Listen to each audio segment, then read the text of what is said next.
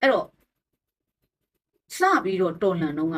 ကိုပိုင်အုပ်ချုပ်ခွင့်ဖက်ဒရယ်စနစ်ကိုတွားမယ်ဆိုပြီးတော်လှန်ကြတာတော်လှန်ခဲ့ကြတယ်ဆိုပေမဲ့ကျမမေးချင်တာအခုချိန်မှာတိုင်းရင်းသားလက်နက်ကိုင်ခေါင်းဆောင်တွေအနေနဲ့အဲ့ဒီစနစ်နဲ့ဆက်သွားခြင်းနဲ့ဆန္ဒတကယ်ရှိနေရဲ့လားလို့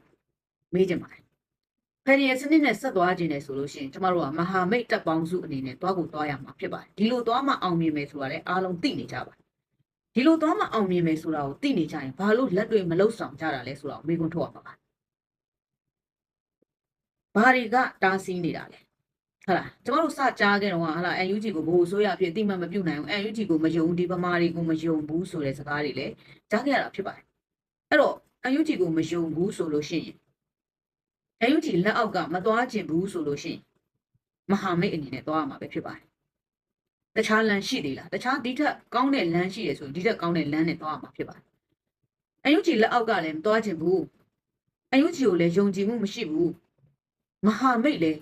မလုပ်ချင်ဘူးဆိုရင်ဘာဖြစ်ချင်တာလဲနော်တို့ပြည်သူကမေးခွန်းထုတ်ရမှာအဲ့ဒါဆိုရင်ဘာဖြစ်ချင်ကြတာလဲ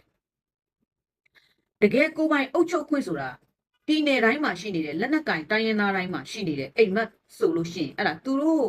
ပြည်နယ်မှာရှိနေတဲ့ပြည်သူလူထုရဲ့အနာဂတ်အတွက်ဖြစ်ပါတယ်အဲ့ဒီအတွက်ကိုပိုင်အုပ်ချုပ်ခွင့်ကိုသူတို့လိုချင်ကြတာဖြစ်ပါတယ်တကယ်ပြည်သူလူထုရဲ့အနာဂတ်အတွက်ကိုပိုင်အုပ်ချုပ်ခွင့်ဒန်းတူညီမျှအခွင့်အရေးမျိုးကိုလိုချင်တယ်ဆိုလို့ရှိရင်တပ်ပေါင်းစုမဟာမိတ်ဖွဲ့ပြီးတော့တွားကိုတွားရမယ်အခြေအနေမျိုးပါနော်အဲ့ဒီအခြေအနေမျိုးကိုခုချိန်ထိခြေလန်းတော့မစသေးဘူးလို့ကြိုးစားမိပါတယ်ဘာမှတေးသေးချာချာလုပ်နေတာမတွေ့ပါဘူးလေတံတွေပဲထုတ်နေတာကြားနေရတယ်တရုတ်ကရက်ဆိုတာနဲ့ရက်တရုတ်ကစုပ်ဆိုတာနဲ့